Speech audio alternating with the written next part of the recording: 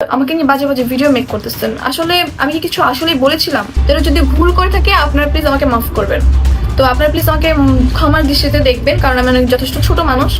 Hello Bangladesh, recently দেখতে পাচ্ছি social মিডিয়াতে সবাই সম্প্রতি স্টার গল্পকে একটি সাক্ষাৎ দিয়েছিলেন টিকটকার আরোহী মিম। সেখানে তিনি এক পর্যায়ে বিশ্বসেরা অলরাউন্ডার সাকিবুল হাসানকে টল করেন। মানে সেই সাক্ষাৎকারীকে বলা হয়, আমরা একজন একজন করে মানুষের নাম বলবো আর তোমার অঙ্গভঙ্গি দিয়ে দেখাতে হবে সেই মানুষটা তোমার কাছে কেমন। প্রথমেই যখন তাকে সালমান মুক্তাদের কথা বলা হয় তখন তার রিয়াকশন ছিল এমন। সালমান মুক্তাদির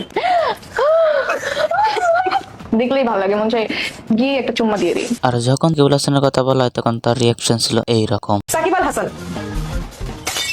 ও মাই গড, আমি এটা একদম আশা করি। কেন কেন কেন তুমি জানো না? মানে তিনি বোঝাতে চেয়েছেন যে সাকিবুল হাসানকে তিনি পছন্দ করেন না, কারণ কোটা আন্দোলনে সাকিবুল হাসানের নীরব। আর তারপর থেকে এই টিকটকারকে নানাভাবে টল এবং বুলিম করছে, সেইটা সোশ্যাল মিডিয়া হোক এবং বাস্তবে। সব জায়গায় আরোহী মিমকে সাকিবুল হাসানের সমর্থন অনুযায়ী এত প্যারা দিতেছে, অবশেষে বাধ্য হয়ে ক্ষমা চাইতে হয়েছে আরোহী মিমকে।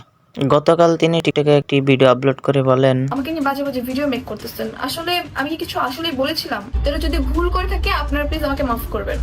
তো আপনারা প্লিজ আমাকে ক্ষমার দৃষ্টিতে দেখবেন, কারণ আমি অনেক যথেষ্ট ছোট মানুষ। যখন আরোহী মিম যখন সাকিবুল হাসান কিনে টল করেছেন তখন গণমাধ্যমকে সাক্ষাৎকার দিয়েছেন সাকিবুল হাসান নিজেও বলেন আরোহী মিমকে, সে আমাকে নিয়ে সমালোচনা করলেও কি আর না করলেও কি, আমার যথেষ্ট নেম ফেম রয়েছে আর আমার ক্যারিয়ারের শুরু থেকেই এই সমালোচনার মধ্যেই রয়েছি, তাই আমি সমালোচনাকে পরোয়া করি না, কে কি বললো ইট ডাজন্ট ম্যাটার। তো গাইস, সাকিবুল হাসানকে টল করে বেশিক্ষণ টিকতে পারলেন না এই টিকটকার আরোহী মিম। সকলের সামনে তাকে ক্ষমা চাইতেই হলো। তো গাইস, এই বিষয় নিয়ে আপনার কি মতামত অবশ্যই কমেন্ট করে জানাবেন এবং সাবস্ক্রাইব করবেন। Good bye.